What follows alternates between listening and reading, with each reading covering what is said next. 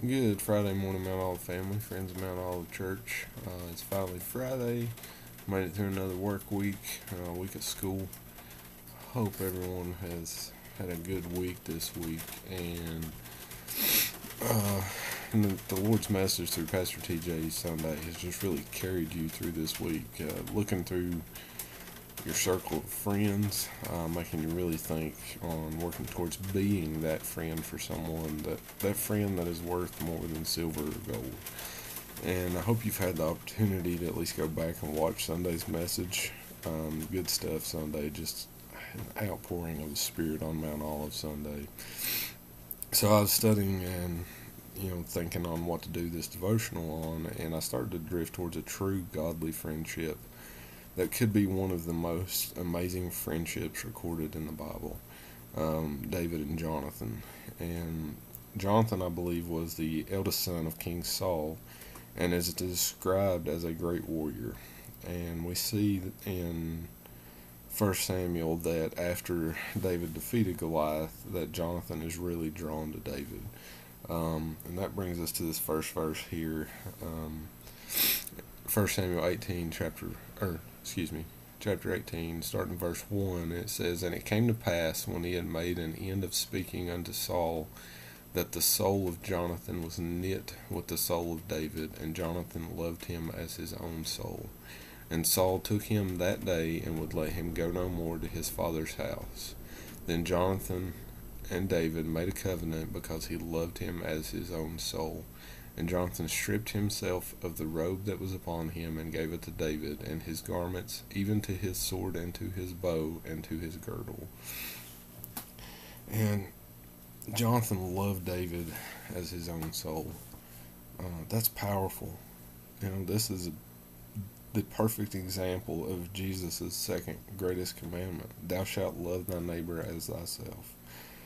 Then Jonathan and David made a covenant, because he loved him as his own soul. This is such a moment here, because Jonathan would have been in the succession line of King Saul. Being the eldest son, he would succeed the throne.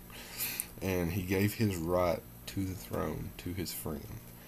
I think in a divine intervention here, Jonathan saw a man after his own heart as well as God's own heart. And they were one in their God and in their faith. This covenant between these two men lasted generations. Jonathan gave David everything that he was wearing. This was a great sign of respect and honor, and just sealed the covenant the two men had.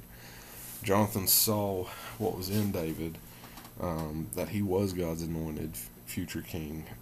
He took chances for David. He defied his father for David. He listened and followed the direction of his heavenly Father for David, his friend. And he continues his life serving to protect his friend. He helped David find his strength when David was on the run. He worked so tirelessly to restore David to his father. And he many times put his life on the line for his friend. And you see later on that David too honored his friendship with Jonathan, and honored his loyalty and friendship long after Jonathan's death.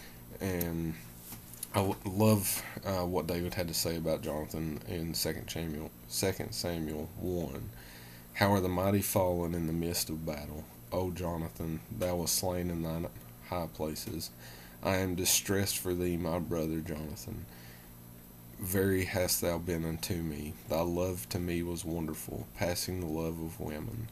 How are the mighty fallen, and the weapons of war perished?" Do you have a friend like that today? Good friends are really hard to find these days, and that is one thing that I love about our church. I guarantee you, when it came down to it, if you needed that friend to have your back for whatever you're going through, there's multiple people you could turn to at any moment, and they would be there. And the older I get, and with life, with kids, it's hard to stay close to your friends. But the older I get, you really trying to find out who your true friends are. And I'm learning that more and more every day. And I thank God for the true friends that I do have in my life, that I know I can count on, that are my Jonathan. But I like the church's slogan line: "Come as you are, but don't leave as you come. But don't leave as you came." How could you leave as you came in the type of atmosphere that we have in Mount Olive right now? So you look at 2 Samuel 9 here, verse 1, and David said, Is there yet any that is left of the house of Saul, that I may show him kindness for Jonathan's sake? Um, so it was common in those days for a king to kill off a king's family line to avoid any uprising or usurpers. But we see that doesn't happen with David. His love for his dear friend Jonathan was stronger than worrying about what others' opinions or ideas were.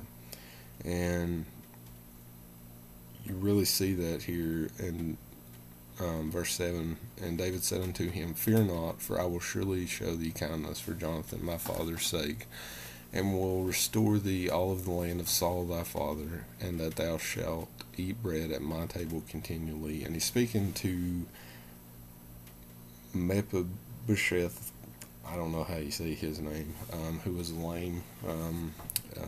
He couldn't walk, was bedridden. But David took him in and took care of him because of the friendship of his father, his friendship with Jonathan. So I encourage you today to be that friend, that David or Jonathan in someone's life. We all need a true friend with like-minded hearts for God. Life is a lot easier when you have that friend that is worth more than silver or gold. As Jesus said, love one another as I have loved you, that ye also love one another. Jesus really emphasized that love one another part there. So love each other today. Find that friend. Tell them you love them and you're thankful for them. Hope everybody has a blessed weekend. Hope to see you on Sunday.